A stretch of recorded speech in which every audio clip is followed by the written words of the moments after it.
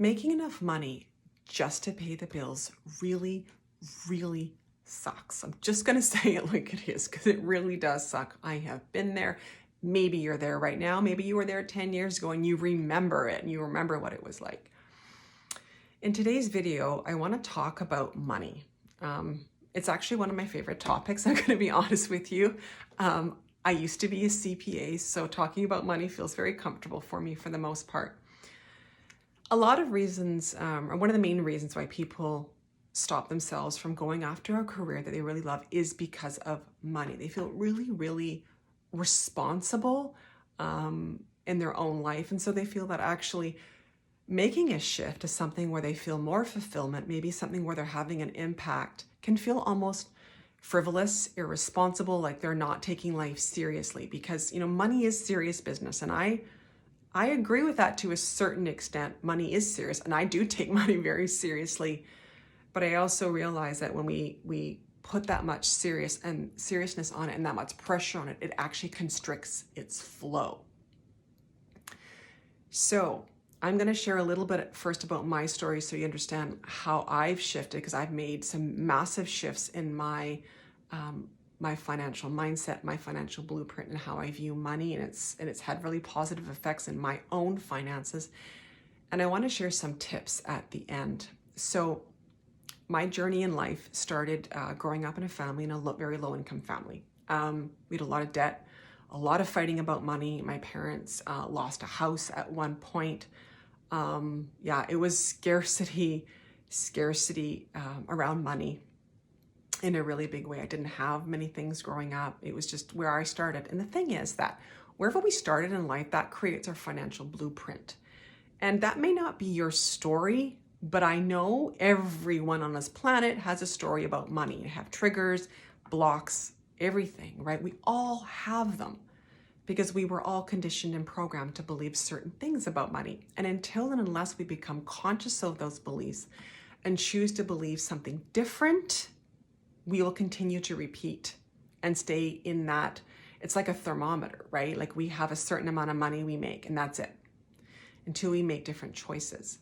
So I have been a single parent since 2009. So when you look at sort of the trajectory of finances, most people will say you're a single parent. That does not set you up for abundance. And I think it's a fair thing to say. Single income is certainly has its challenges, but I've also been able to make significant shifts in my finances, and I continue to do that moving forward. So to give you an example, 5.5 years ago, I bought the house that I'm in right now. I was a homeowner prior to that, but I was in a townhouse.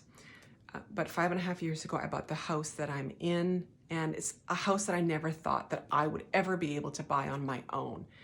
To give context around this, I live just outside Vancouver, British Columbia, in one of the suburbs.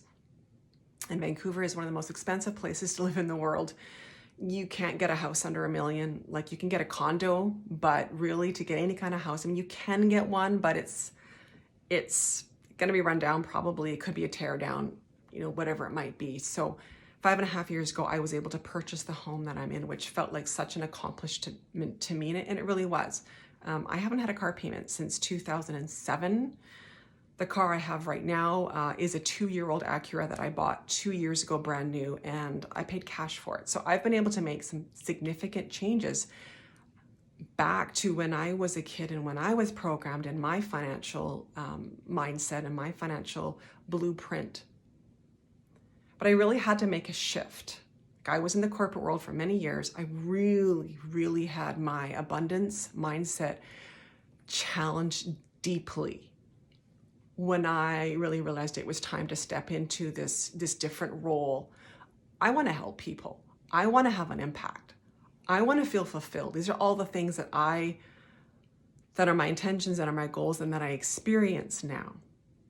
But I really, really was challenged in my mindset. Like, how do you do that? I was used to just doing the grind. I was used to struggling in a job in terms of like feeling stressed and, feeling out of alignment and feeling just hating Mondays. Like, to be honest with you, like that feeling in the pit of my stomach on a Sunday night, I hated that. So I really had to challenge myself and really question, like, where is this belief coming from that I am either being irresponsible by going after what has meaning for me and can create impact in this world? Really had to challenge myself. And the conclusion I've come to, and it's simple, but that doesn't mean it's easy, is that I just had to believe something different. I honestly had to believe that I could have purpose, I could have meaning, I could have impact, and I could make money at the same time. I just had to choose that belief, really, truly choose that belief. Because the truth of the matter is, if I do want to have an impact, and I do want to help more and more people, like I've got big visions, I want to help a lot of people, I'm going to need money for this. There's no way around this. I can't do this for charity. I would love to be able to, that would be a lovely idea, but that's not the world we live in right now, right? I need money to be able to have the impact. And then I also started to look around at the people around me. Like I look at it, you don't have to actually look far to see people who are making money and who are having a purposeful career or having an impact, being able to make change in this world. You actually don't have to go far. Yes, you can see a lot of people who are struggling in their efforts to make money. You can also equally see people who are in abundance and having an impact. We get to choose which one we want to believe in. And I really had to shift my mindset about what is being responsible. Being irresponsible is quitting your job without a plan and just hoping. That's being irresponsible from my perspective. But quitting a job when you've got a plan and you've been working on it and you've got strategies and plans and support systems in place, that's not irresponsible. So I really had to shift my mindset about what being responsible meant. Being responsible also meant setting an example for my daughters so they could see somebody who is going after their dreams and is going after their goals, but is also being smart about it. Again, it's that strategy and that mindset. So how did I do it? I want to share just a couple tips here, and I want to keep this video shorter. There's a lot more to unpack here. But how do I do it? I mean, it takes a commitment. It really has taken a commitment. It's writing out affirmations every single day. Like I am increasing in my financial abundance. I am open to abundance. When we are in scarcity mindset, we shut down. We really kind of shut ourselves down. Money needs a place to land. So it's about opening yourself up. I'm open to receive, abundance. I can create wealth and have purpose and meaning at the same time. Every day, affirming this, it takes a dedication, takes a commitment. Feeling abundance, just stopping and spending a few moments throughout the day and just going, I am open to abundance. I feel abundance. Thank you. Thank you, God, for all the abundance that continues to enter my life. I ask for help. I ask, whether it's, like I said, it's for me, it's God. Like, how can I do this? How can I have an impact more people and at the same time increase my own financial abundance so I can keep doing this? Another thing that can be really, really helpful is how would a person act if they were abundant? Like honestly. So this morning, actually, what I did, I'll give you an example. This morning, I've got 2 accountability partners. I sent messages out to both of them and said, okay, so how would you act today if you were $1 million earner? How would you behave? How would you carry yourself? How would you talk? This shifts your energy around money.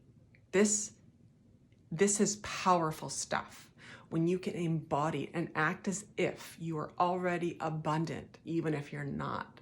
We got to stop looking at what's out there right now and start embodying what it would actually feel like. So those are the last final tips. I'd love to hear from you. What are some things you have done to shift your mindset, to shift your belief about where you're at financially? I'd love to hear your comments down below. And I hope you have an amazing day. We'll talk to you soon.